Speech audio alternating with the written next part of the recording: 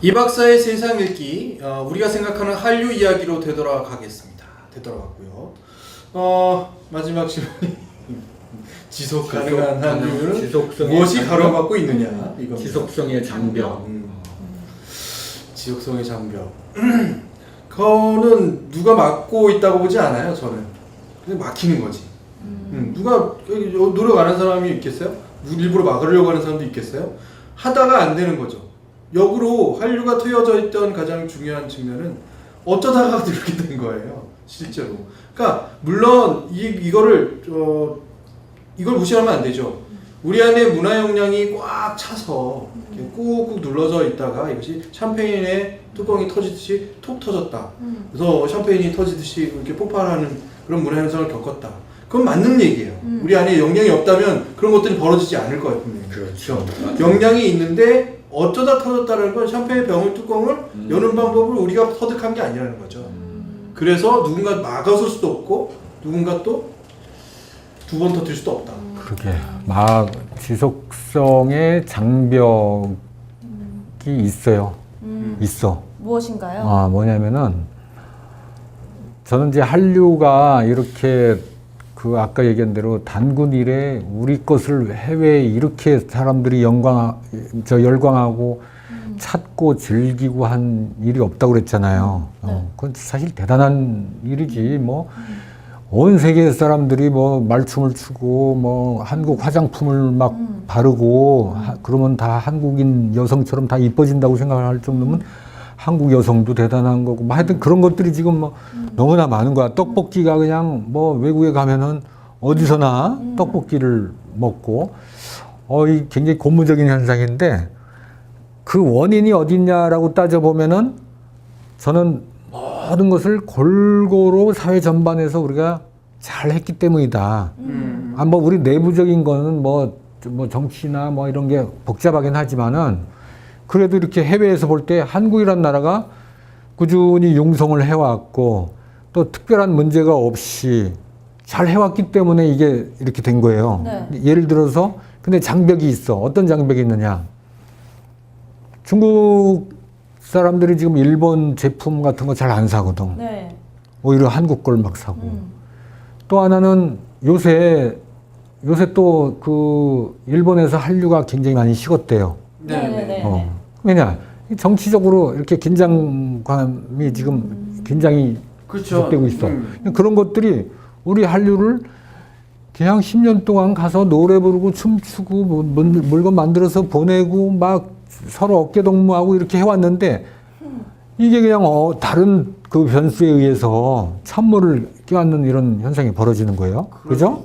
그래서 그런 것들은 보면은 우리가 특별하게 다른 해외 다른 나라들하고 이렇게 막 감정적으로 대립하고 이런 일이 사실 별로 없었는데 그런 일들이 이제 벌어지잖아요. 그러면 이제 이거 한류는 뭐 한 번에 나가는 거야. 이제 왜 한류는 느낌이거든. 문화는 느낌, 감성이잖아요. 그러니까 저 사람이 싫다 그러면 저 사람이 하는 퍼포먼스는 싫은 거야. 그래서 그런 장벽도 있고요. 또 하나는 우리가 이제 아까 내가 이게 한류를 산업과 연결시켜야 된다고 그랬는데 산업도 정도를 걸어야 이게 커요. 우리끼리 가가지고 싸우고 과당 경쟁을 하고 퀄리티를 막 이제 가격을 낮춰서 퀄리티를 막 이렇게 저품질의 공연 작품을 내보내고 어떻게든지 하려고 이래 되면은 이게 오래 가겠어요, 이게. 그런 것들이 지속성을 저해하는 장벽인 것 같아요. 저는 여러분들이 그 공연장 한 번이라도 다녀왔으면 좋겠는데요. 아니, 이것도 뭔 소리야? 이게 얼마나 대단한 시스템이 갖춰져 있는지 눈으로 못 확인하신 분들의 얘기 같아서 저는 전혀 지금 공감이 안 되고 있어요. 우리는 한류가 아니다. 조선류다, 조선류. 조선류나 고려류. 고려류, 신라류 뭐 이런 건데 이게 이 대형 연예 기획사가 삼성만큼 대기업이에요, 지금. 엄청난 자본과 그 국가 지원과 이런 것들이 막 뒷받침되고 있고 일본 경우 그 얘기하셨어요. 정치나 이런 부정적인 시각 때문에 한류가 다시 이렇게 밀어쳐질 수 있다. 저는 반대로 봐요. 그나마 완충제다. 그나마 우리가 일본과 사이 좋은 척이라도 할 수 있는 완충제로 보고 있고, 저는 그리고 만약에 그러면 so what? 다른 데도 많아. 시장은 유럽에 얼마나 국가가 많습니까? 하다못해 아프리카에도 우리 문화를 알릴 수 있어요. 뭐 그런 것들에 대한 그것도 없고, 그리고 얼마나 또 현지화의 전략이 있거든요. 이분들도 머리가 아주 좋아요. 대형 기획사들도 그 가서 장나라 씨 보세요. 중국 사람처럼 완전히 현지화해서 정말 중국인들 사이에서 인기가 굉장해요. 그것도 하나의 자기가 컨셉을 잡은 거죠. 딱 전략을 가지고 덤벼들지, 아무도 나 가면 어딜 가든 대우 받을 거야 이렇게 하는 사람 별로 없어요. 어떻게 보면 네, 지난주에 저희가 김효인 기자를 굉장히 강하게 변화시켰어요, 박사님. 굉장히 자신감이 넘치고, 완전히 변화됐죠. 뭐 저희가 잘한 거잖아요, 그죠? 뭐야? 회의에 나가서 자신 있게 해야 된다고 막 얘기하고, 이제 이거는 역발상을 해야 됩니다. 이랬는데 지금 오늘 맞죠? 맞다, 그쵸? 맞아. 지난주에 우리가 자신감을 얻었어. 20대에게 자신감이 중요하죠. 자신감을 줬더니 정말 난 오늘 놀랬어. 오자마자 벌써 지난번에 찍은 거 내 얼굴이 왜 이렇게 생각보다 이쁘게 안 나왔냐는 등 막 그래서 이야 이거 깜짝 놀랐지. 그래서 나도 그냥 얼떨결에 이거 배경도 바꿔야 되고 조명도 해야 되고 뭐 부안해동 했지. 내가 사실 좀 부안해동을 했어. 그래서 그랬더니 이게 결국 원점으로 돌아왔는데 나는 이게 강한 사람들이 막 뭐 얘기하면 또 이렇게 저 여기 앉았으니까요. 제가 자꾸 팔랑귀가 되는 것 같아. 맞는 것 같아. 막. 자리가 그런가? 그래서 이 자리를 뺏은 거야. 이 자리를 딱 뺏는 순간 이제 강해진 건데, 야 맞아요. 그 대형 기획사들이나 뭐 무슨 뭐 SME라든지 뭐 이런 참 그 뭐 우리 지금 보면은 뭐 엔터테인먼트 회사들이 시총에 있어서 뭐 코스닥이나 이런 데서 뭐 그냥 탑을 차지하고 있어요. 뭐 순이익도 많이 내고 있고. 그래서 제가 이걸 비즈니스 산업화 시켜야 된다는 얘기 아니에요. 왜? 산업화 시키지 않으면은 이걸 지속 가능하게 할 수가 없는 거지. 그래서 그런 기업들을 많이 만들어야 된다. 근데 그럼 우리가 그래요. 영원한 것은 없어요, 진짜. 영원한 것은 없어. 어느 정도까지 이걸 유지시키느냐. 그 문제지 뭐 지속 가능하다고 해서 영원히 가겠습니까? 근데 우리가 지속 가능하려면은 그런 이제 든든한 기업, 든든한 시장 이런 것들을 가지고 있어야 된다. 저는 진짜 안타까워요, 두 분이. 왜냐면 이 문화라는 거는 문화의 확산은 콘텐츠, 미디어, 디바이스만 있으면 확산이 된대요. 그래서 저는 지속성에 대한 장벽은 지구온난화 아니면 외계인 침공, 뭐 전기가 끊겨서 이런 것밖에 없다고 생각했고, 오히려 한류의 우리 문제점은 내수 시장에 있어요. 왜냐면 많은 노동력과 아까 오디션 프로그램 얘기했는데 그 인력들이 다 연예인 그거 하나를 바라보고 있단 말이에요.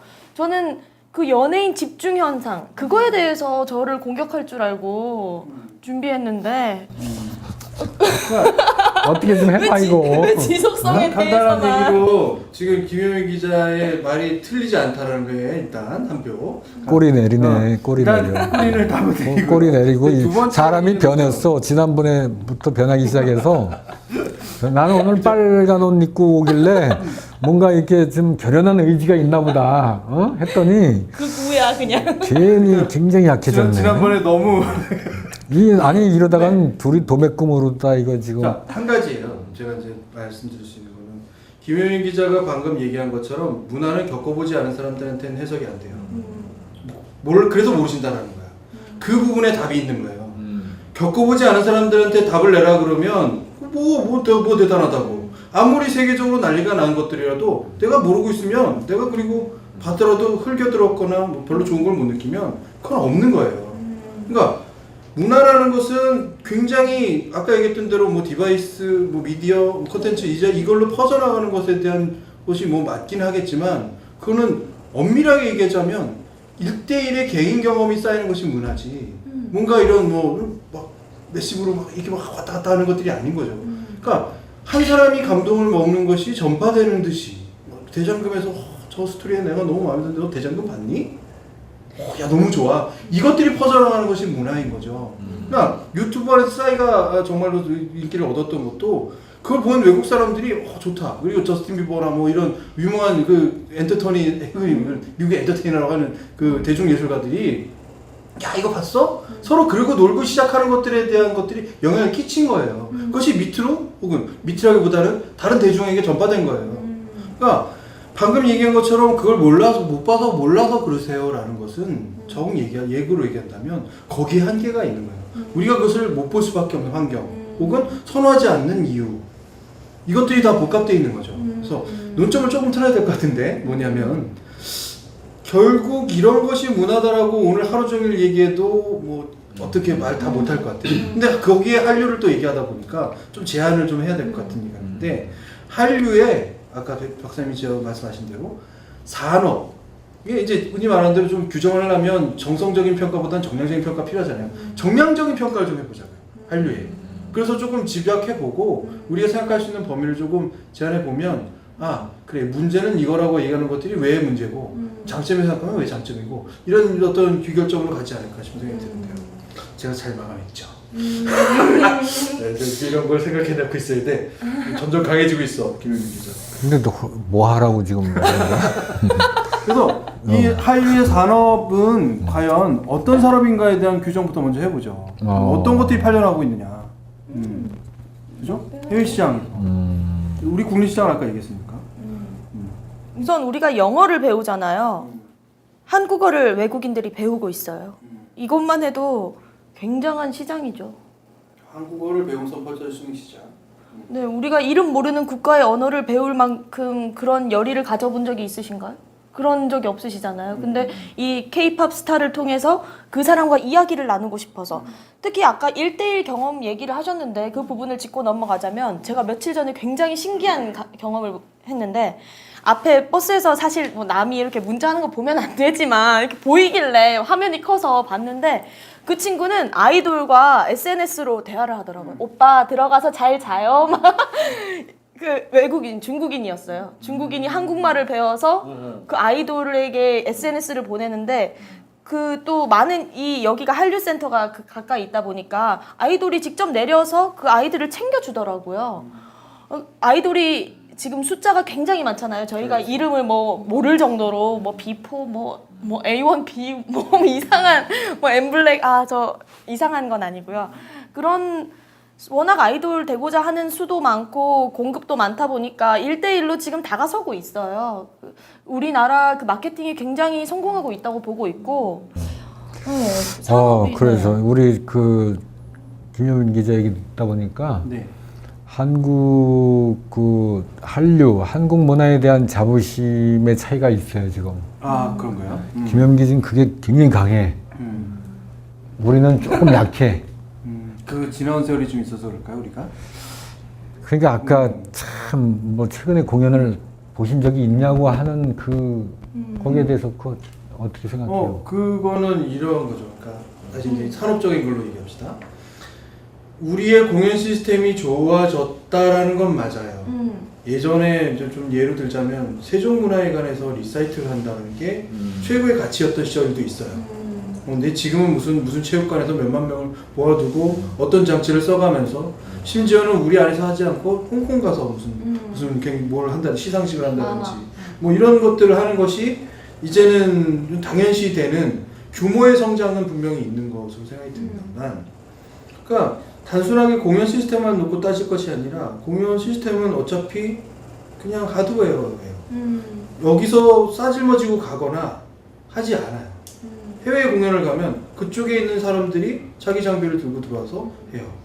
그것을 기획하는 것이 중요하죠. 이제 어떤 디자인으로 어떤 장비로 어떻게 세팅을 할 것이냐라는 것을 잡아가야 되고, 그것이 그 세팅된 값이 그 예술 가치를 가지고 있는 사람들의 퍼포먼스와 어떻게 어울리게 만들어질 수 있느냐에 대한 기획값이 훨씬 중요하죠.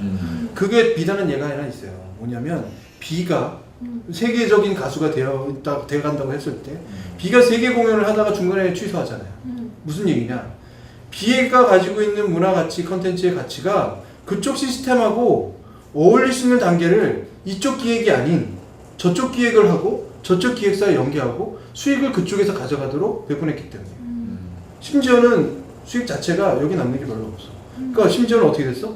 B라는 사람이 기획사를 옮기잖아요. 월드 기획사로 가야 된다는 세계 문화를 이제 충족하기 위한.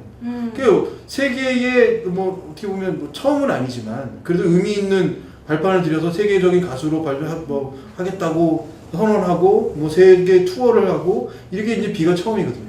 그때 당시만 해도 지금은 어떤지 잘 모르겠지만 사실 저는 좀 회의감이 있는 거죠. 비슷할 거라는 회의감. 뭐냐면 시스템을 우리가 짜지 못한다는 거예요. 네, 저도 기획을 하지 못한다는 거고 그쪽 의도대로 끌려다니다가 들러리 쓰거나 꼭두각시 노름할 수 있다. 유럽을 진출한 누군가 우리의 뭐 아주 좋은 그 가수들이 실제로 우리 기획대로만 그 공연을 성공하고 했느냐. 잠깐 초청 가서 사람들이 춤이 재밌고 뭐 어떻고 물론 그건 중요한 소재예요. 따라하기 쉬운 춤과 뭐 따라하기 쉬운 멜로디로 사람들을 현혹했다. 좋죠. 그 다음 시스템인데 그 다음 기획 시스템이 우리한테 있느냐. 그게 이제 아까 김유민 기자가 얘기했던 지속성 문제예요. 지속성. 어? 네, 그게 지속성 문제죠. 문제야, 그게. 그러니까 아무리 우리가 스타를 만들어 놓으면 뭐하냐. 기획력은 저쪽에 있고 시장을 장악하고 있는 것도 저쪽에 있으니까 우리는 그러면 스타 빌려주고 뭐 이런 얘기 아니에요 지금. 딱 그 수준이 아니냐. 그래서 이게 이제 문화산업은 가장 어떻게 보면은 고도 높은 단계의 산업이에요. 뭐 금융산업이나 뭐 이런 산업처럼 오히려 그보다도 더 높은 단계의 산업이 문화산업이야. 우리가 문화에 돈을 지출하는 단계는 어느 단계예요? 다 그래도 먹고 살만하고 차도 있고 집도 있고 뭐 교육도 받고 이렇게 돼야지 뭐 그냥 안정된 정도의 직업을 가지고 있다고 해서 되는 게 아니라 그걸 뛰어넘을 정도 돼야 이제 문화 지출이 증가하잖아요, 마지막으로.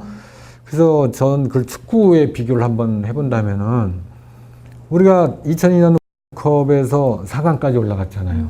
그렇죠. 우리가 2002년 월드컵 4강 올라가기 전에 우리는 축구에 대해서 엄청나게 투자를 했어. 맞습니다. 네, 네. 심지어는 뭐 감독까지도 외국 감독을 몇 번을 바꾸면서까지 했어요. 투자를 했어.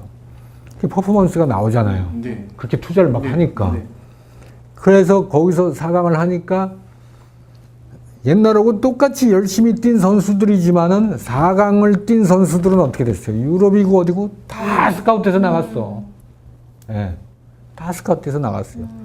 근데 지금 우리 최근에 지금 어떻게 됐어요? 본선 가서 한 게임도 못 이겼잖아요. 왜? 지속성이 없어진 거야, 이게. 지속성이 없어진 거야.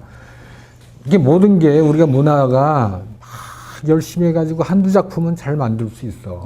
가수 하나 뭐 비도 만들 수 있고 뭐 대장금도 만들 수 있어요. 다. 그야말로 어쩌다 싸이가 나올 수도 있어. 그렇죠. 근데 이걸 계속 아까 우리 김혜민 기자가 그 얘기를 했는데 계속 만들어내야 되는 거야. 계속. 계속 투자하고 계속 만들어내고. 그거 누가 해야 되느냐? 결국 그 문화 기업이 해야 돼요. 네. 계속 만들어내. 그래서 만들어내면은 우리가 예를 들어서 4강의 신화를 갖다가 몇 번만 반복했으면은 우리가 축구 산업이라는 게 섰을 수가 있어. 그렇죠. 아쉬워요. 근데 그게 지속되지 못하고 선수들은 선수대로 다 갔는데 이제 저렇게 되면은 앞으로 한국 선수들이 외국에 진출하는 선수들이 또 많이 나오겠느냐? 저는 어려울 것 같아요. 왜냐면 본선에서 한 게임도 못 이긴 그 팀에서 어떤 선수를 눈여겨보겠어? 퍼포먼스가 없는데. 그래서 이제 이 퍼포먼스가 나오면은 스타가 나오게 돼 있고, 자, 대장금의 이영애다, 뭐가 나오잖아요? 그럼 그 선수들이 이제 쫙 나가. 그럼 여기서 또 만들어내야 돼. 또 나가. 그러다 보면 우리한테 무슨 노하우가 있느냐? 그런 것들을 종합적으로 만들어낼 수 있는 팀을 계속 만들어낼 수 있는 역량이 그렇죠. 생기는 팀을 거야. 만들어내는 역량. 그렇지. 그래서 그 종합 세트, 이거, 그러니까 순환이 될 수 있는 거 만들어내고 퍼포먼스를 또 만들어내고 그걸 또 이제 피드백 시켜서 이렇게 또 하나의 좋은 작품 만들 수 있는 인프라를 갖추고 이 정도 돼야 우리가 이제 한류가 계속 흘러나갈 수 있는 거예요. 거기까지 가자는 거야. 그러니까 우리가 한류를 뭐 우리 둘이는 자꾸 한류에 마치 뭐 부정적인 것처럼 그렇죠. 얘기하는데 그렇죠. 그게 아니라 이 좋은 한류를 어떻게 더 발전시킬 것이냐는 고민을 한 부분이었다는 얘기지, 이제. 네. 김혜민 기자는 자꾸 그걸 이제 공격을 해가지고, 이게 마치 자기는 젊은 세대는 한류를 뭐 이렇게 잘 이해하고 있고 노치대들은 이런 것도 모른다는 어. 식이죠 지금. 아, 근데 이제 네. 하여튼 뼈소리 난다. 근데 하여튼 중요한 그 관점을 얘기를 해줬어. 그래서 일단 우리가 한류에 대한 자부심, 자신감을 가지고 있어야 사실 돼요. 그죠? 네.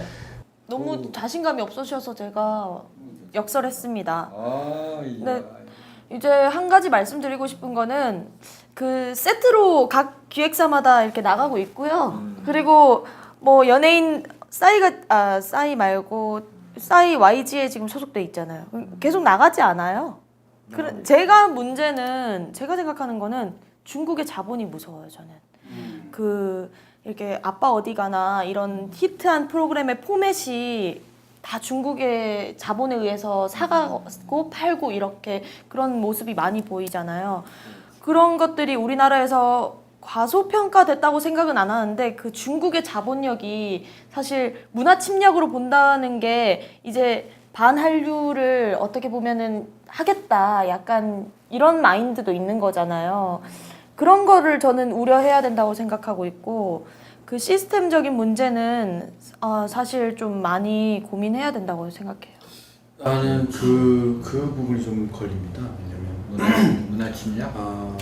이런 거잖아요. 그러니까 이 문화를 전파하는 가장 좋은 방법은 전쟁을 하면서 이기는 거겠죠. 옛날 얘기죠. 옛날 얘기죠. 그런 거예요. 근데 실제로 그런 성격이 문화에 있다고 좀 느껴져요. 그러니까 어떤 저기가 가능하냐면 돈이 되겠다. 야 이거 괜찮다. 혹은 이게 히트치겠다고 하면 문화 관계된 사람들이 문화를 형성할 수 있도록 개방해요. 열어요. 여는데 이 문화에 관계된 사람들도 일종의 정치적인 편향성이나 혹은 뭐 이런 것들을 가질 수 있는 사람들이기 때문에 사회적인 지위가 있는 사람들이기 때문에 자기 정서에 반하는 일이 있거나 그럼 컨텐츠가 아무리 좋아도 정서에 반하는 일이 있거나 자기 판단에 있어서 이것을 의도적으로 차단해야겠다고 생각한다면 차단이 된다는 거죠. 별에게서 온 그대가 만약 무슨 중국과의 혹은 무슨 분쟁이 있어서 중국 지내부에서 야 이 드라마 못 보게 해. 하면 못 보게 할 수 있다라는 거예요. 그렇지, 할 수 있지. 일본 내에서도 가능할 수 있다라는 거예요. 그럼, 맞아요.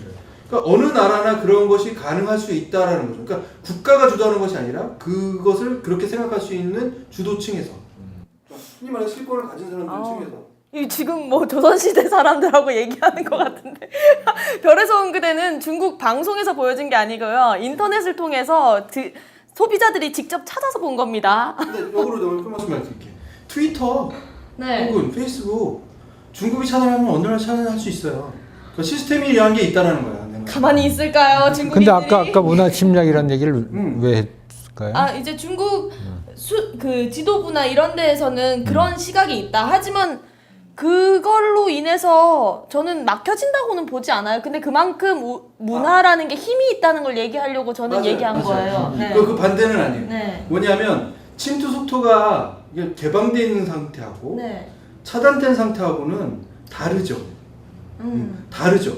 다르다는 얘기를 하는 거지. 그 문화 현상 자체가 그 당연하죠. 이게 무슨 뭐 저기 장벽이 있는 것에서 그 무슨 국경을 쌓아두고 벽을 쌓아두고 거기서 못 넘어오도록 이렇게 겨누는 게 아니기 때문에 얼마든지 들어갈 수 있어요. 네. 선호하는 사람들은 심지어 CCTV를 쌓아들고 들어갈 수도 있어. 여기 와서 뭐 관광하고 가는 사람들이 또 퍼뜨릴 수도 있어요. 네. 얼마든지 다양하지만 다만 방금 말씀드린 대로 사회 지도층에게 있어서의 부분이 정서적으로 반하는 것을 역으로 차단할 수도 있다. 문화라는 것은.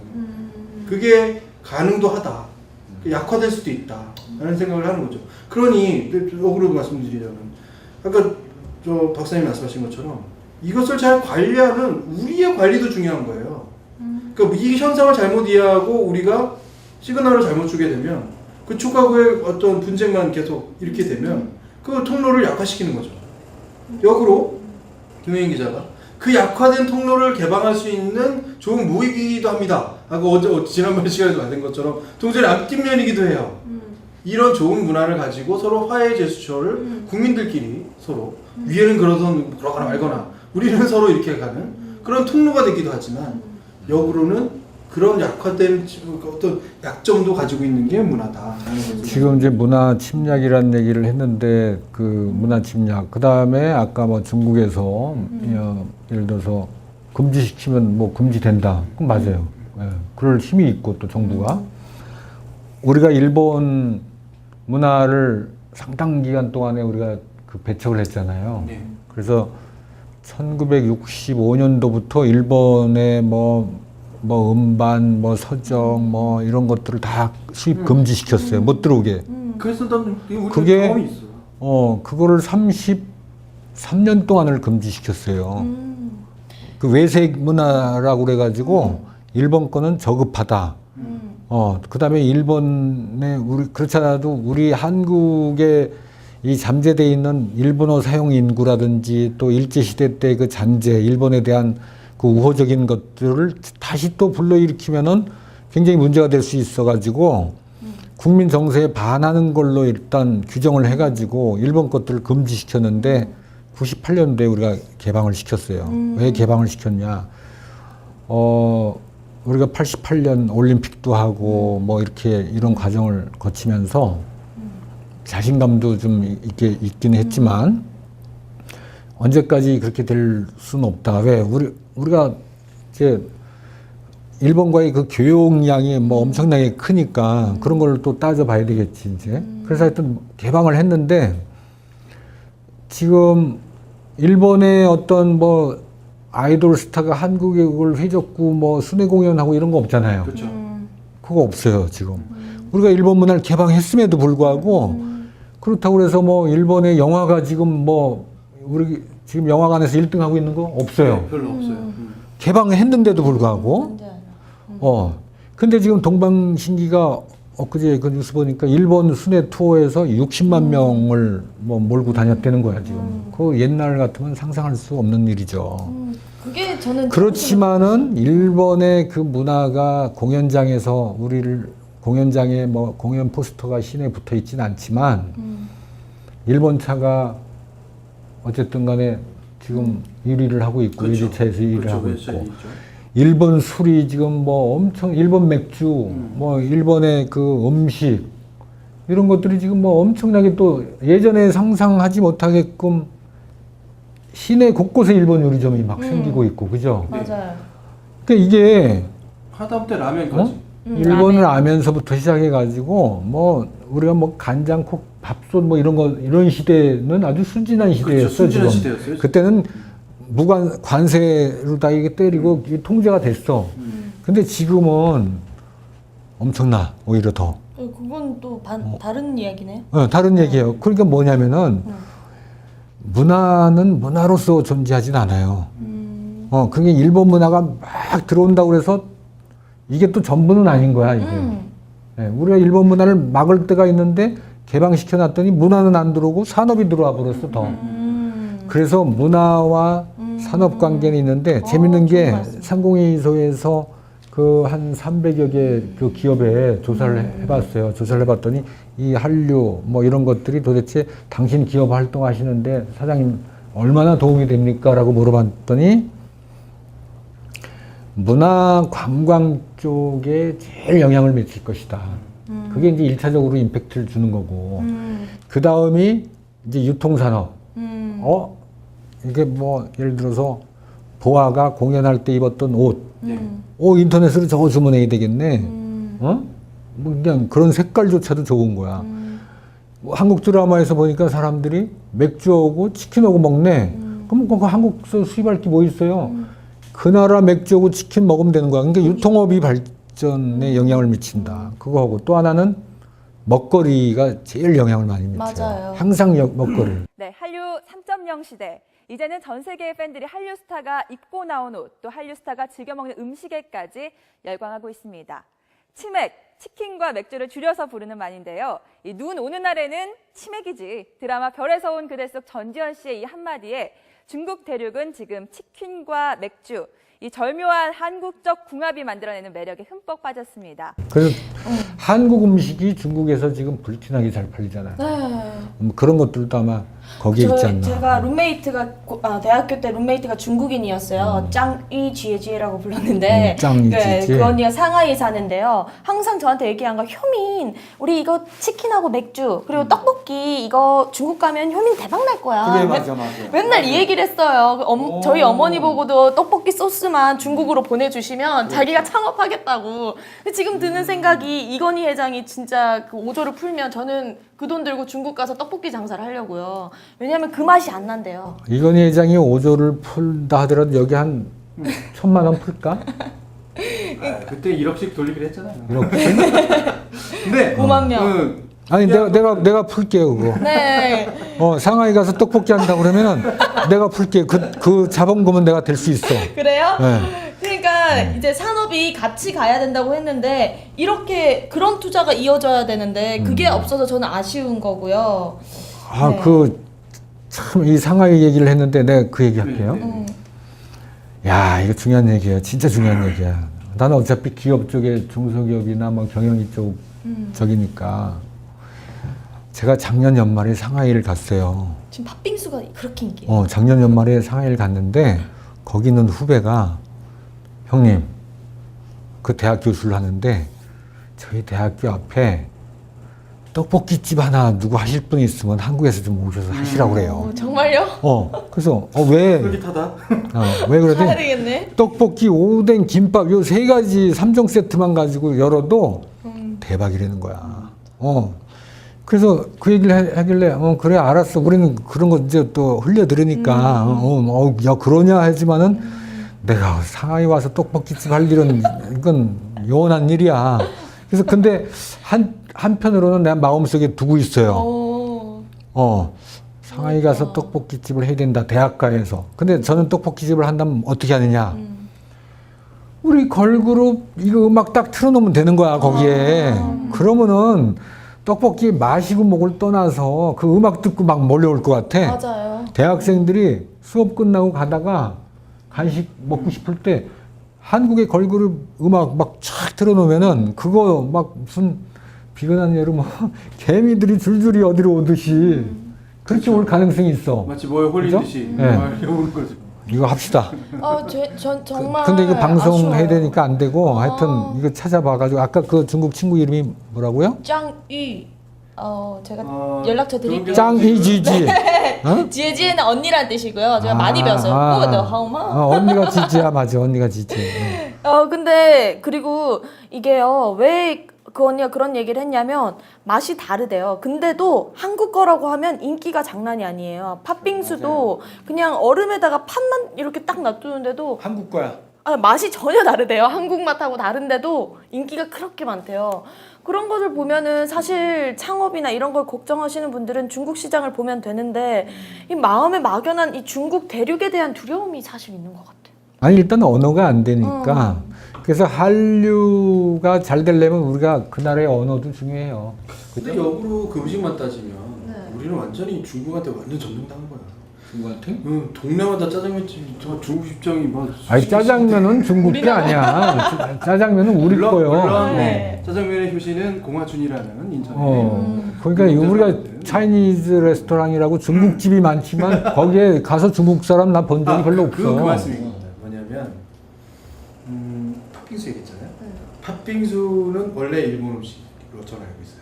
아 그래요? 원래 일본 음식으로 알고 있어요. 그러니까 얼음을 갈아서 그 얼음이 우리 뒤했잖아요. 그 일제시대 때 얼음을 갈아서 거기 팥을 올려서 뭐 연유를 뿌려 먹는 아니요, 것이. 왕이 옛날에 먹었는 한식이에요. 그런가요? 그럼 제가 잘못 알고 있는데 어쨌거나 그것을 더 즐겼던 것은 팥빙수 원조가 이제 배웠어요. 드셔보셔야 돼요. 그리고 어쨌거나 지금 말씀드린 건 뭐죠? 일본의 김치 같은 거라는 거죠. 자기의 것이 원조는 맞아. 중요하지 원조는 않은 맞는데 세상이죠. 그 시스템이 없잖아. 그러면 다른 시스템에 얹혀서 전혀 엉뚱한 게 돼서 더 유행을 타고 터져나가요. 중요한 얘기입니다. 중요한 그 얘기. 전에 우리가 지금 치맥과 떡볶이와 팥빙수를 찾아야 되는데 팥빙수 옛날에 왕이 드셨던 그 팥이 워낙 몸에 열을 식히는 음식으로 유명했기 잠깐 때문에 팥빙수를 찾도록 하겠습니다. 네. 그 팥빙수는 저희 지금 한류에 있어서 중요한 소재이기 때문에 팥빙수. 석빙고에 얼음이 있었어요. 아니 얼음은 전 세계적으로 있지. 팥빙수의 원조는 원조는 뭐 그거 검색 더 빠르게 하나. 팥빙수 원조 그러니까 뭐 신당동, 종로, 뭐 일산 장항동 뭐 이게 다 나오네 이거. 유래를 찾아볼까요? 이게 원조 국가를 찾아야 되는데 원조 유래, 국가. 팥빙수 유래. 지금 뭐 하는 거야? 이거 찾아 중요해 이거. 그거는 아마 그 BC 3000년경에 중국이 먹었대요. 다 틀렸어. 그러니까 그 얘기지. 지금 아니 그 방금 얘기한 대로 중국이 팥빙수를 만들었지만은 사실은 내가 알기로는 최고의 팥빙수를 만들어 가지고 고급화시키고 다양한 거는 대만이에요. 대만에 가면은 팥빙수가 이게 뭐 맛과 뭐 이게 보통 수준이 아니야. 그거 우리나라에도 특집으로 다 방송 한번 됐어요. 맞아. 대만의 그 팥빙수라는 게 예술이야 예술. 네. 50만 원 하죠? 관광객들도 가가지고 그 팥빙수 먹으러 일부러 그런데요. 그러니까 그 대만의 팥빙수가 저기가 아니라 그러니까 노래 한 곡 때문에 그러니까 서양 사람들은 대만 가면은 아 세계 팥빙수의 원조는 대만이다라고 생각할 것이고 일본에 가서 김치를 먹으면은 일본이 원조라고 생각할 거예요. 마치 독도가 어디 거냐라고 따지듯이. 그러니까 결국은 우리가 한류도 그런 원조 문제가 있을 수 있겠죠. 우리의 컨텐츠니까 이거는. 근데 그건 제가 말씀드릴 수 있는 거는 그건 되게 성공한 사례 아니냐는 거죠. 왜냐하면 팥빙수가 어느 세상이든 야 이거 우리 거 아니야? 라고 믿을 정도면 이건 굉장히 성공한 상품인 거잖아요. 그렇죠. 제가 재밌는 얘기 하나 할게요. 처음에 그 영국에 유학을 가가지고 네. 처음에 라디오를 딱 듣는데 서수남 하청일 씨인가 얘기했던 시골 영감 처음 타는 기차놀이에 이 노래가 영국 라디오에서 나오는 거야. 네. 영어로다. 네. 그래서 야, 그 노래가 이 나라까지 진출했구나. 한류가 나중에 알고 보니까 그게 아닌 거야 이게 또. 그다음에 뭐 무슨 원하는 곡이라고. 그러니까 우리는 옛날에 저작권 그 문제가 없었잖아요. 네. 그래서 우리가 알고 있는 노래 70%는 다 외국 곡이야. 이게 뭐 조영남 씨의 제비서부터 시작해가지고 그 다 외국 곡이에요. 이게 그러니까 그건 뭐냐면 우리는 한류를 저기다 갖다 놓고 그 나라 산업이 흥하고 우리는 저작권료도 못 받는 시절. 근데 지금은 이제 시대가 많이 발전해서 저는 한류가 지금 이렇게 뜬 게 너무 다행이에요. 예전에 떴으면 옛날에 다 나눠주기만 했을 거예요. 중국이 저렇게 경제가 저렇게까지 발전하지 않고 그런 개념이 없는데 한류가 들어갔으면은 우리는 허당이야. 카피만 해가지고 오히려 그 사람만 잘 되고. 근데 중국이 그래도 세계적인 그 경제 대국이 되고 나서 한류가 들어가니까 고마운 거예요. 어떻게 보면은. 뿌듯합니다. 지금 두 분께서 이제 한류에 대한 자신감을 얻어가고 있는 것 같아요. 그런 것 같아. 그런 것 같은데 방금 말씀하신 대로 그것도 중요하네요. 그러니까 문화 상품의 주력은 사실은 저변학대거든요. 많은 사람들이 보고 그 선호하게 만드는 거. 근데 선호하게 만드는 것에 그 어떻게 보면은 카피라이트 혹은 복제가 불가능한 이게 또 상품의 가치는 최고잖아요. 맞습니다. 그러니까 그런 상품을 만들 수 있다면 소득도 있고 현상도 되고 아까 얘기했던 대로 많은 사람들의 마음을 사로잡는 이런 것도 되고. 근데 그런 구조를 잘 분석하고 있거나 우리가 잘 알고 있느냐, 그것에 대한 경험이 많으냐, 뭐 이런 것을 또 따지면은 조금 이제 그걸 생각해야 될 때다. 맞아요. 예, 네, 동의합니다. 근데 그건 전 세계적으로 부족한 것 같아요. 미국도 그걸 부족해서 요즘에 뭐 자막 가지고 지금 시비 걸고 있거든요.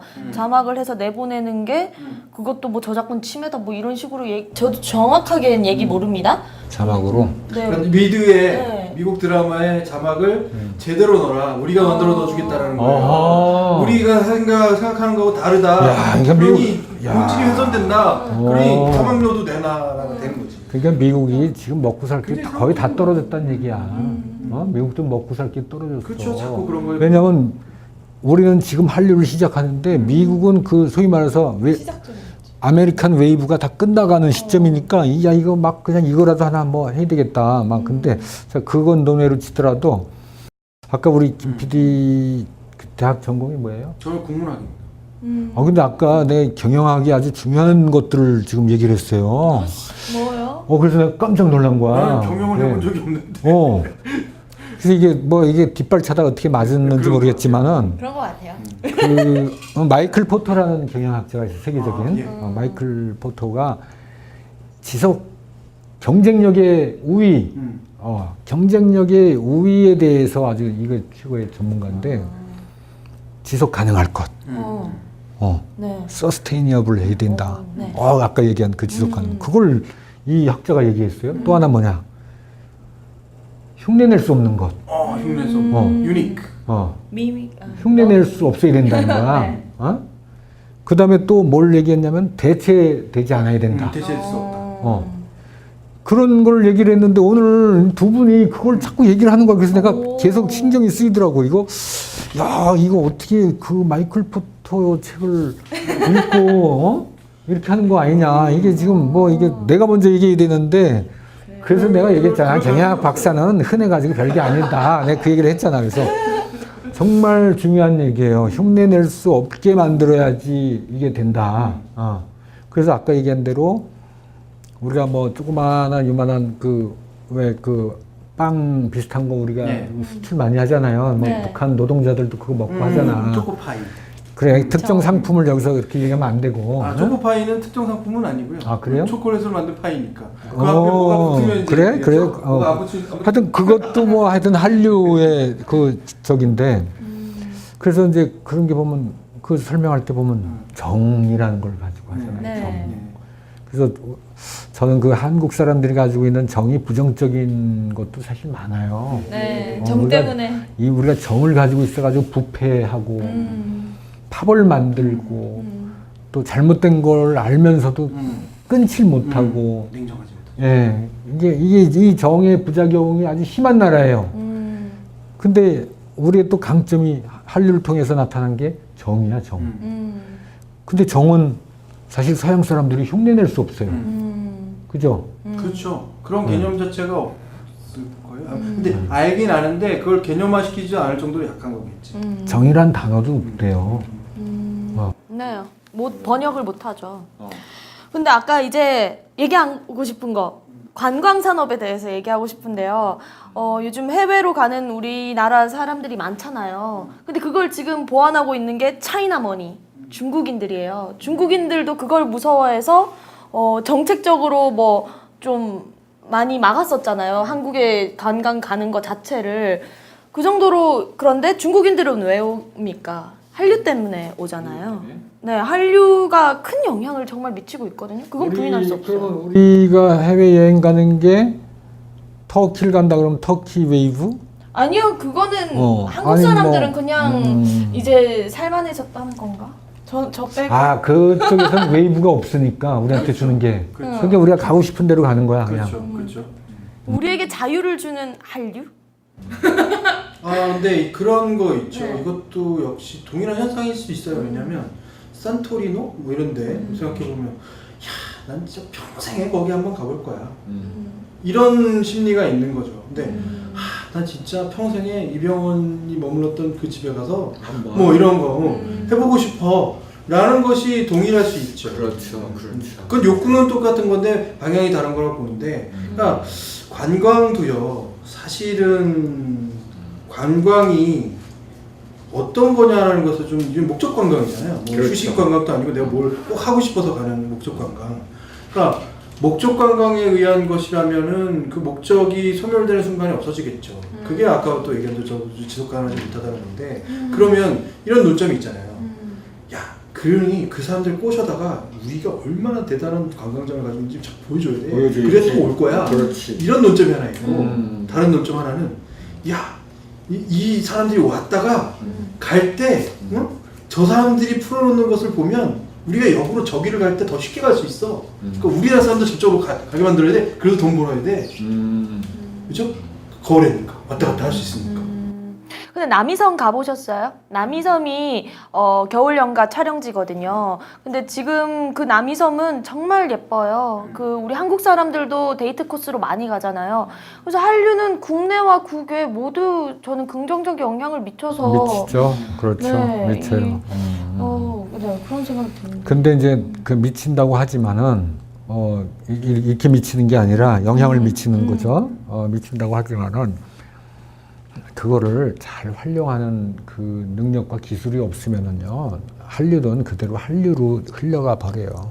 정말이에요, 그거는. 네. 왜 정말이냐. 사실 남이섬도 배용준, 뭐, 그 최지호가 거기서 뭐 이렇게 자전거도 타고 막 눈 내릴 때 뭐 나 잡아봐라 뭐 이런 것들도 하고 네, 그랬지만은 그것도 그 강우현 사장님 그분이 알아요. 네. 남이섬을 또 지켜요. 창의적으로 잘 이렇게 잘 했고. 멋져요.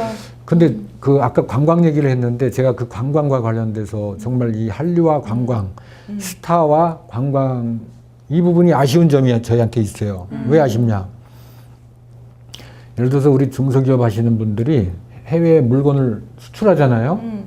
근데 이 물건에다가 정말 배용준 사진 하나만 딱 붙이면은 이게 날개도 듯이 팔려. 근데 이거 뭐 한 뭐 5천만 원 이렇게 달라고 해 사진 하나 붙이는데 그렇죠. 그럼 중소기업 이걸 어떻게 붙여? 근데 생각해 보세요. 배용준 사진을 붙이고 500만 원 받는 게 낫냐? 안 붙이고 안 받고 회사는 회사대로 수출을 덜 하는 게 낫냐? 국가적으로 볼 때. 그죠? 저는 중소기업이 엄청나게 많으니까 500만 원 받고 100개 중소기업에 붙이는 게 5천만 원 5개 붙이는 것보다 경제적으로 낫잖아요. 국가적으로도 이익이고 배용준 씨도 이익이고 중소기업도 이익이라고. 그죠? 근데 이런 것들이 안 되는 거야. 안 되죠. 왜냐하면 왜? 그쪽의 경영학적인 이 생각이 좀 다를 거예요. 뭐냐면 너무 내가 이런 것까지 하게 되면 내 가치가 하락하게 되고 네. 내 지속 가능성이 없어진다. 이런 판단을 그쪽은 할 거예요. 그러니까 이게 이제 컨텐츠 크리에이터들과 제가 프로덕트 크리에이터들의 생각이 좀 다른 게 있죠. 근데 그 부분이 굉장히 참 그 아까운 부분인데 그 문화 콘텐츠를 활용하는 그 어떤 그것도 일종의 기술이에요. 우리가 그걸 큰 틀에서 생각해가지고 어떤 규모의 경제를 이뤄야 된다는 생각을 가지고 있으면 되는데, 야, 몸값만 올리는 거야. 그래서요, 한류의 실패 요인 중에 하나는 특정 스타의 몸값이 너무 비싼 거야. 그런 거죠. 예를 들어서 우리가 영화를 만들잖아요. 국내 영화를 만들면은, 국내 영화를 만들면은요, 뭐 자꾸 우리 사람이 약화시켜요. 100만 명, 200만 명 관객 동원하면 다 실패야, 이거는. 실패하는 거예요. 그건 다 적자 보는 거예요. 적어도 600만 명 이상 동원해야 흑자를 봐. 국민들이 볼 땐 납득이 안 되는 거예요. 야, 600만 명이나 봐줬는데 왜 적자를 보느냐. 제가 생각하는 한류의 문제점이 이제야 나타났네요. 이제 막바지 되니까. 저도 그 부분이 참 아쉬워요. 그래서 그 영화 제작자들한테 제가 물어봤더니, 투자한 사람들한테 물어봤더니, 이 스타 몸값이 너무 비싼 거야. 스타 몸값을 이거 주다 보면은 이 영화 제작비, 이 원가 차지하는 비율이 너무 비싸서 좋은 영화를 많이 공급을 해서 작품성을 높여야 되는데 못해 이거를. 결국은 한류의 고질적인 문제는 여기서 비롯된다. 스타들한테 엄청난 돈을 주면은 그 작품의 질은 떨어질 수밖에 없다. 맞아요. 떨어질 수밖에 없는 거예요. 그래서 저는 가장 아까운 게 스타가 뜰 때 많이 좀 그러면 결국은요. 아까 제가 얘기했지 않습니까? 그 영국이나 이런 데 산업하는 사람들이 수십 년 저걸 지탱하는 그 힘은 뭐냐. 많은 사람들이 보고 예를 들어서 오페라의 유령이라든지 뭐 이런 대작들 있지 않습니까? 이 세계적인 대작들이 30년 롱런 하는 이유는요. 그 스타를 30년 데리고 가지 않습니다. 그렇죠. 한 작품에서 그 해에 만들고 이런 지금 신인 이런 스타들을 다시 데리고 와서 그 스타를 키우면서 돈도 절약하면서 스타도 키워내고 그 스타 키워낸 걸 가지고 몸값을 더 받아서 이 기획사가 돈을 버는 거야. 그렇죠. 그러니까 그 SM이 큰 이유는 그거 아니야. 길거리 캐스팅을 해가지고 싸게 100만 원, 200만 원 들어서 이 스타를 몸값을 높이고 이렇게 한 것이지 엄청난 스타를 데려다가 세계적인 스타를 데려다가 걸그룹을 만든 게 아니잖아요. 그랬다면 다 망했어. 그러니까 한국 한류의 고질적인 문제는 크게 보고 멀리 보고 이렇게 하는 그 시각이 필요하다. 전 그렇게 생각합니다. 이건 거죠. 그러니까 저희 제일 처음으로 다시 돌아가 보면 이게 뭐였느냐, 이게 과연 한류는 과연 무엇이냐라는 것이고요. 그 무엇이냐는 것을 정의하기가 한참 계속 돌아가고 있고 정의가 안 돼요. 안 되긴 안 되는데 딱 하나, 우리가 이것을 자신감 있게 자부심 있게 활용해야 된다는 입장이 유민 씨 입장이고요. 저는 물론 맞다, 그것이 틀린 이유는 아니지만, 그러니까 정확한 원인에 의한 자신감이 돼야 한다라는 게 제 말인 거죠. 그러니까 무엇을 가지고 정확한 자신감을 가져야 되느냐. 방금 박사님 말씀하신 대로 저 배우와 나를 동시하거나 저 시스템 안에 있는 것들이 환상, 이렇게 좋은 모습들이 보여져 있는 것에 그 이면을 파가지 않고 그거로만 보게 되면, 그러니까 착각해 버릴 수 있잖아요. 그러니까 이 착각은 하지 말아야 된다는 게 한류의 문제인 거예요. 그러니까 솔직히 해외에서 누가 어떤 만큼에서 전지현이 치맥을 얼마나 선전했건 중요한 게 아니라, 나는 전지현이 나온 드라마가 너무 좋아요. 그게 우리한테 먼저 된 감정인데, 역이라는 게 또 있어요. 전지현이 저기 나가서 저렇게 막 이럴 때 그래? 그게 그 드라마 그렇게 대단해? 다시 보게 되는 거죠. 그러니까 해외 시장만 있는 게 아니라 내수 시장이 같이 가고 있는 거지, 맞아요. 분리된 게 아니라는 거예요. 그러니까 내수 시장에 뭔가 문제가 있다는 것은 반드시 그쪽에도 문제가 있는 거죠. 이것이 여기서 가려져서 무슨 안에서 깨진 바가지고 살짝 테이핑해서 나갔다고 해서 시간 지나면 물이 새는 거지, 이런 거라는 거죠. 그러니까 우리 안에 있는 내적 갈등 요인에 대한 부분이 해외로 나감으로 인해서 완전히 해소되는 것이 아니라, 이것이 만약 이렇게 해서 그 경쟁력을 가진 것이 아니라, 내적 갈등 요인에 의한 어떤 약점들은 분명히 존재하니 그 현상으로 인해서 내적 갈등 요인을 더 탄탄하게 마감하고 잘 다져야 된다. 그리고 그런 시스템으로 자꾸 회귀하지 않으면 안 된다. 역으로 말씀드리면, 그렇게 잘 나가는 드라마가 100억, 200억씩의 비용을 들여서 만드는 드라마라고 하잖아요. 실제로 100억, 200억을 들여서 만든 제작사들은 그 드라마만 가지고는 수익을 절대 못 본대요. 협찬이 붙거나 기타의 수익원이 있어야만 한대요.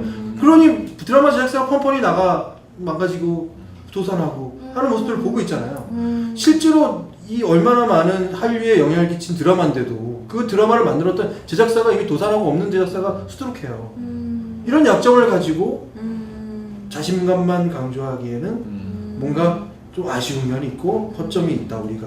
그러니 그걸 캐치해야 된다는 것이 사실은 제가 준비한 많은 말들인데, 오늘 김혜경 기자가 굉장히 잘했어. 그런가?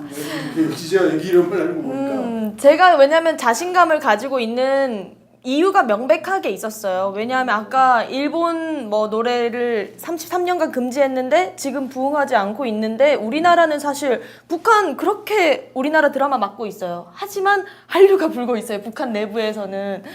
그 반항 심리도 감안해 하지만 어쨌든 그런 힘을 갖고 있다는 것이 저는 우리나라에 대해서 정말 문화가 굉장하다고 생각되거든요. 그런 부분에 있어서 자신감이 있었는데, 또 이제 얘기하신 부분에 대해서는 저도 어느 정도 이해를 합니다. 그 시스템적인 문제들, 그런 것들이 빨리 해결돼서 진짜 탄탄한 한류가 되었으면 하는 바람이 있어서, 네, 오늘은 여기까지인가요? 그 이제 한 가지 덧붙인다면은 이제 한류가 있는데, 저는 한류를 받아들이는 나라들에 대해서 굉장히 고마운 마음이 들어요. 맞아.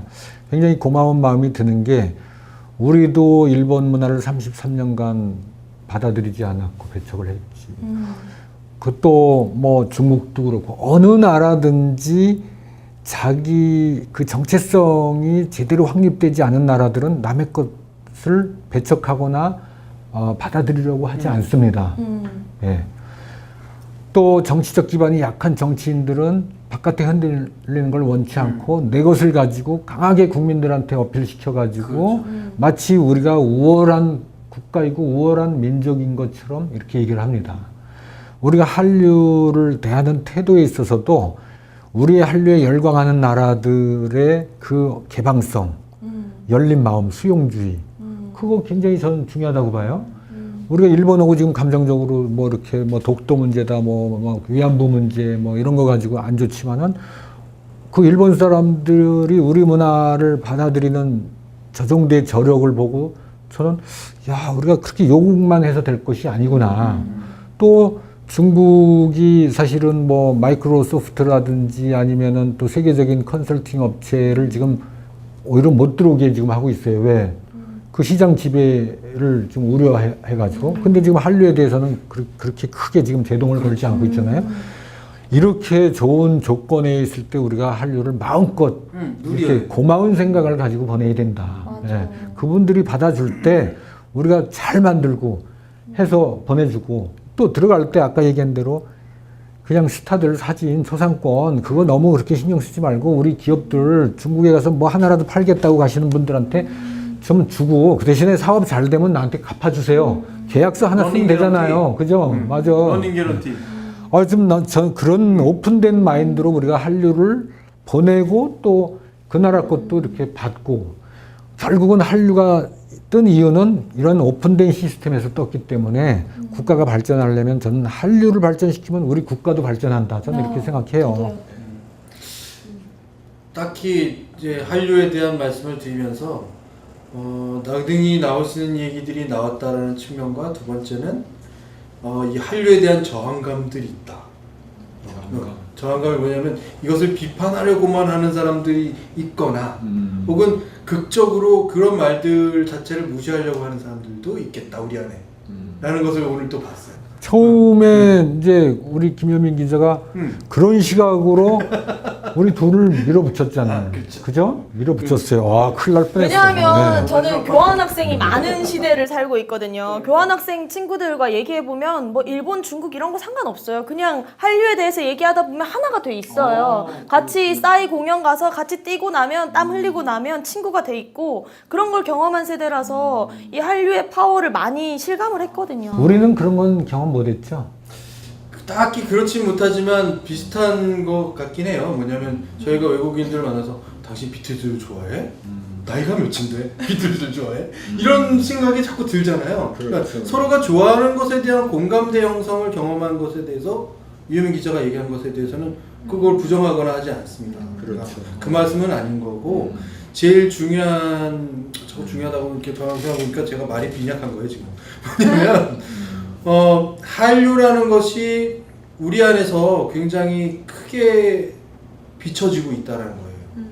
외부에서는 어떤지는 나가서 오신 분들이 대단하더라 혹은 다른 경험하신 분들이 별거 아니더라 혹은 외국 언론에 비쳤는데 이런 호평을 받았다 이런 객관적인 자료를 통해서 우리가 알 수 있는 거지만 우리 안에서는 이것이 왔다 갔다 하면서 우리 안에 있는 시스템 중에서 야 쟤는 한류 스타야 그러면 아까 말씀하신 대로 돈 많이 줘야 되고 그러니까 뭔가 문화적인 것을 우리가 향유하는 것에 대한 것을 저해하거나 혹은 잘 발전되어 있는 것을 산업화시킬 수 있는데도 충분히 그것을 발휘하지 못하거나 하는 무언가가 있을 것 같다는 어렴풋한 것이었어요. 이제 이거예요.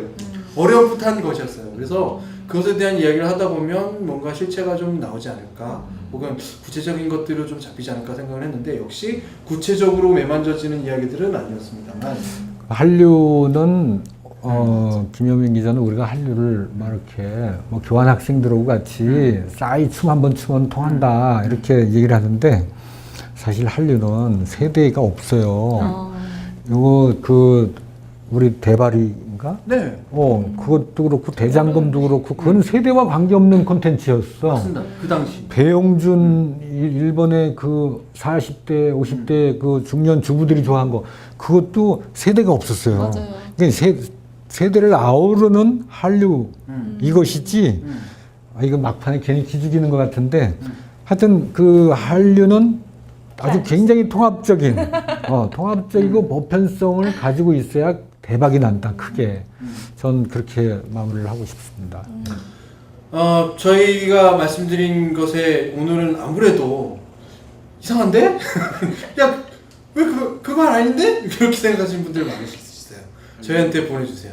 지금 이 주소로. 그리고 영상 보시는 방법은 팟캐스트도 있고 유튜브도 있습니다. 언제든지 들어가셔서 보시고 그 안에 글도 남겨주시면 좋겠습니다. 이 박사의 세상 읽기 오늘은 한류에 대한 이야기를 나눠봤고요. 아주 열띤 토론이 됐고 여러분들께서 즐겁게 보셨으면 하는 생각을 하게 됩니다. 다음 시간을 약속드리는데 우리가 다음 주제는 예, 이제는 아실 거예요. 후반 인터뷰가 있으니까 다음 주제는 서로가 생각하는 주제를 통해서 투표로 정하는 걸로 하겠습니다. 시청해주신 여러분 고맙습니다. 다음 시간에 뵙겠습니다. 아이고, 예? 아, 인사를 그냥 혼자 먼저 해버리면 예시도 방송. 지난주에는 기분이 참 산뜻했는데 오늘 김효윤 기자한테 일방적으로 좀 당한 것 같아서 사실 조금 우울한 기분이 듭니다. 네, 오늘 이긴 것 같은데도 이게 뭐 지속성이 중요한 거니까요. 다음에 걱정이 또 앞서네요. 이 속수력이 빨라요. 지속성을 벌써 얘기하고 있어. 만만치 않은 상대야. 오늘은 정말 난전이었던 거고요. 원전이었는데 오히려 김현 기자 그 말이 가장 기억에 남네요. 한류는 자신감을 극복하는데 가장 좋은 우리의 자산이다. 그 말 맞는 것 같아요. 인정할게요. 네, 제가 미처 생각하지 못했던 그 산업에 대한 이야기. 아무리 한류가 지금 잘 나가고 있고 제가 자신감에 가득 차 있지만 이 시스템과 산업이 함께 가지 않으면 언젠간 무너질 수 있다고? 지속성의 그 장벽이라는 단어가 아주 참 좋은 것 같은데 어디서 봤는지 모르겠지만 다음의 주제는 김효윤 기자가 잘 모르는 걸로 해야 되겠어요. 공부할 것 거야. 같고요. 스포츠 할까? 스포츠. 스포츠를 모를 것 같아. 아니 군대 얘기하든지. 저도 이 스포츠 군대 나오면은 저 깨갱해야 되니까 안 되고 절대 안 되고 여행? 요즘 이제 막 캠핑족 이런 여행에 대해서 뭐 의견이 좀 분분할 수도 있잖아요. 청년들 취업 문제 많이 얘기하는데 그 부분 한번 얘기하면은 찬성. 불꽃 튀게 이렇게 논쟁이 되지 않을까 싶은 생각이 듭니다. 찬성. 시청자 여러분들께서 아마 이제 세 번째, 네 번째 가면은 정말 이 알 수 없는 이 흡입력을 느끼실 겁니다. 다양한 주제인데 그 주제를 우리가 이렇게 하나하나 뭐 다른 토론 프로 많이 보시겠지만 되게 뭐 정치 얘기라든지 아니면 좀 국민의 생활에 동떨어진 일부의 얘기 이런 얘기를 많이 하겠지만 저희는 그런 얘기 하지 않습니다. 두루두루 시청자 여러분들의 관심 있는 얘기를 하고 있으니까 혹시 나하고는 관련이 없다 하면은 그 자제분들을 이렇게 좀 대신 보라고 하시고 또 젊은 분들은 이거는 우리 아버님, 어머님이 보는 게 좋겠다. 우리 또 조카나 친구가 보는 게 좋겠다 그러면은 바쁘시면은 다른 분들을 이렇게 5분씩 추천해서 보시도록 하면은 좋을 것 같습니다. 마케팅이 너무 심했나? 이런 맛이. 끝났습니까?